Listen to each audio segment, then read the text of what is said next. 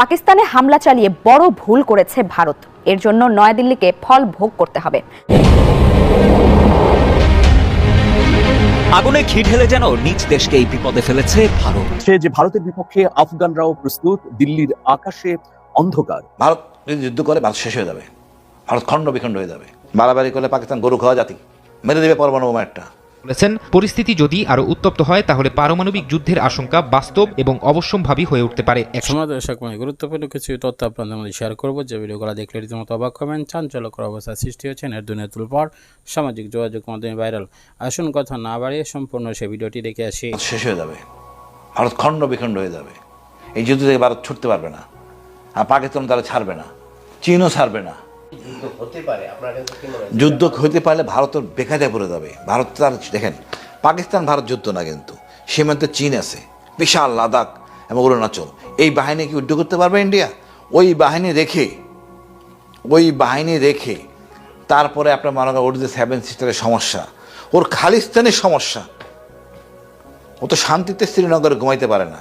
কাশ্মীরে কি ভারতীয় আর্মি শান্তিতে ঘুমাইতে পারে না, কারণ ওই ইন্টারনাল সমস্যা। তারা যুদ্ধ করবে কি? এয়ার স্ট্রাইক করতে পারে।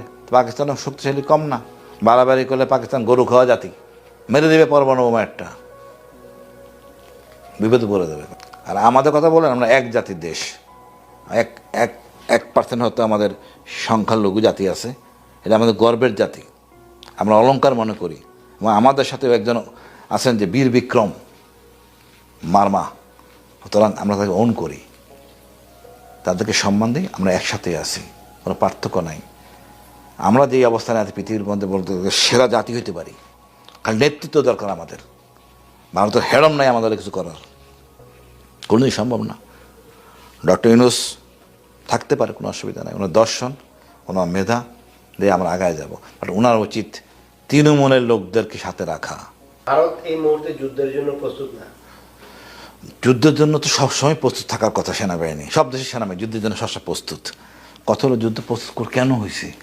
তার রাজনৈতিক আধিপত্য বজায় রাখার জন্য। অখণ্ড ভারত যদি যুদ্ধ করে ভারত শেষ হয়ে যাবে, ভারত খণ্ড বিখণ্ড হয়ে যাবে। এই যুদ্ধ থেকে ভারত ছুটতে পারবে না, আর পাকিস্তান তারা ছাড়বে না, চীনও ছাড়বে না। আর ওই যে স্বাধীনতাকামী তাদেরকে সম্মান করি, তারাও ছাড়বে না, এই সুযোগ মিস করবে না।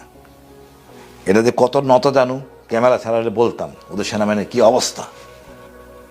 আপনি মনে করেন ওই পাঞ্জাবের শিখ আমার এখানে কি যুদ্ধ করবে? এটা কি 71 যে কাদের সেদিকে নিয়ে আসেন আমার সাথে, গরু খাওয়াতে না পারলে পাটা খাওয়াবো? এটা হবে না তো, আমরা তো পাটা খাওয়াবো না।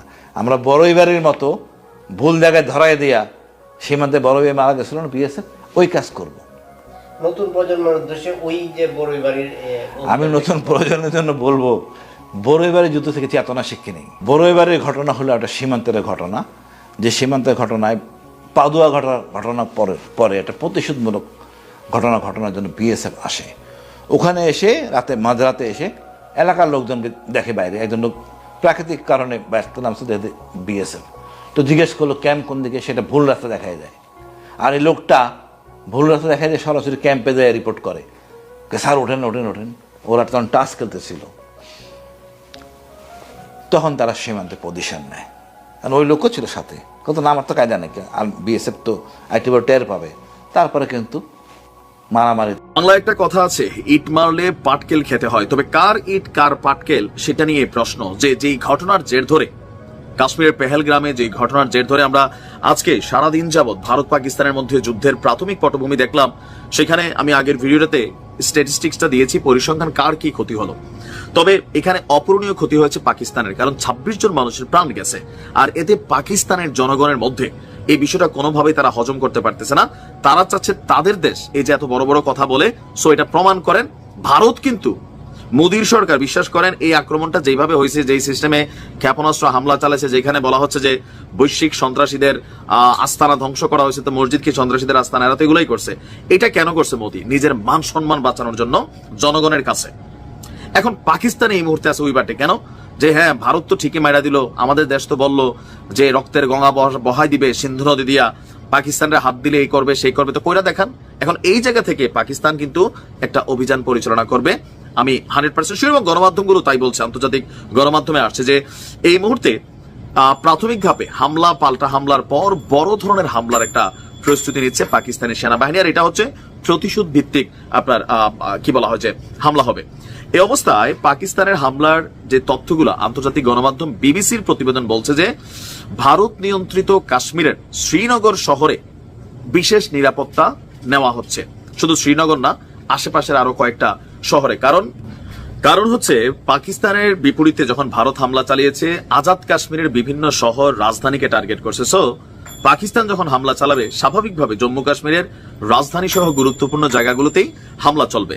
তো এই জন্য সাময়িকভাবে আপনার এই বিমানবন্দরগুলোকে বন্ধ করে দেওয়া হয়েছে, এবং ভারত পাকিস্তানের মধ্যে আজকে 2 থেকে 500 ফ্লাইট বন্ধ হয়েছে। আপনার ভারতের বিভিন্ন গুরুত্বপূর্ণ রাজ্য শহরগুলোতেও কিন্তু বিমান মানে এয়ারপোর্ট গুলো এই মুহূর্তে বন্ধ, ইন্টারন্যাশনাল ফ্লাইট গুলো অনেক জায়গায় বন্ধ হয়েছে। ভারতের বৃহত্তম বাজেট এয়ারলাইন ইন্ডিগো তারা বলছে কাশ্মীর এবং উত্তর ভারতের একাধিক বিমানবন্দরে তারা ফ্লাইট বন্ধ করে দিয়েছে। তাদের মতে আকাশ সীমার পরিবর্তিত পরিস্থিতির কারণে এই পরিস্থিতির সৃষ্টি হয়েছে। তো কোন কোন এলাকায় বিমানবন্দরগুলো কানেক্টেড? শ্রীনগর এবং লেহ কাশ্মীর অঞ্চলের, পাশাপাশি পাঞ্জাবের অমৃতসর, চণ্ডীগড়, বিকানের ও ধর্মশালা উত্তরে। আর উদ্ভূত পরিস্থিতিতে ভারত নিয়ন্ত্রিত কাশ্মীরের জম্মু, সাম্বা, কাঠুয়া, রাজৌরি এবং পুঞ্চ অঞ্চলের সব স্কুল, কলেজ, শিক্ষা প্রতিষ্ঠানগুলো বন্ধ ঘোষণা করেছে কর্তৃপক্ষ। অপরদিকে পাকিস্তানও কিন্তু আজকে বিভিন্ন শহরে, ইসলামাবাদ, পাঞ্জাব আরো বিভিন্ন জায়গায়, আজাদ কাশ্মীর সহ সকল জায়গায় আপনার স্কুল, কলেজ, মাদ্রাসা অনির্দিষ্টকালের জন্য তারা বন্ধ করেছে। ভারতীয় সেনাবাহিনী বলছে ভারত নিয়ন্ত্রিত কাশ্মীরের ভীমবরগালি এলাকায় ইতিমধ্যেই কামানের গোলা নিক্ষেপ করেছিল পাকিস্তান। হামলা হয়েছে ভারতীয় সেনাবাহিনীর ব্রিগেড সদর দপ্তরেও। এদিকে ভারতের ক্ষেপণাস্ত্র হামলার জবাবে পাকিস্তান বিমান বাহিনী তারাও প্রস্তুতি নিচ্ছে। গণমাধ্যমগুলোতে এই তথ্যসূত্র আসছে। এখন এই যে একদিনে দেখেন রুপির দরপতন হয়ে গেছে, বিভিন্ন দিকে বিভিন্ন রকম অ্যাক্টিভিটিস হচ্ছে, এই যুদ্ধে লাভ কার হবে? দর্শক, ইতিমধ্যে জানা যাচ্ছে ভারতে পারমাণু হামলা করতে পারে পাকিস্তানের পারমাণবিক যে অস্ত্র রয়েছে সেটি যদি ভারতে আঘাত করে তাহলে ভারতের অসংখ্য জনগণ মারা যাবে, কেননা ভারতের জনসংখ্যায় বেশি পাকিস্তানের চেয়ে। সম্পূর্ণ ভিডিওটি দেখলেন, বুঝতে পেরেছেন ভিডিওটি গুরুত্বপূর্ণ। দেশ এবং জাতীয় ক্লান্তি লগ্নের মধ্য দিয়ে দেশকে অগ্রগামী করার জন্য, দেশকে শিশুর অবস্থা থেকে সুন্দর অবস্থানে ফিরে আনার জন্য যারা চেষ্টা করবে তাদের সাথে আমরা থাকবো, কেননা দেশকে আমরা সর্বোচ্চ ভালোবাসি। দেশকে ভালোবাসা ইমানের অঙ্গ, আর সেক্ষেত্রে দেশকে যারাই ভালোবাসবে তাদেরকে আমরা সেই দেশের জন্য ভালোবাসবো। সুতরাং দেশকে যারা ভালোবাসছে তাদের পাশে আমরা থাকবো। প্রিয় দর্শক, আজকের মতো বিদায় নিচ্ছি। আসসালামু আলাইকুম রহমতুল্লাহ।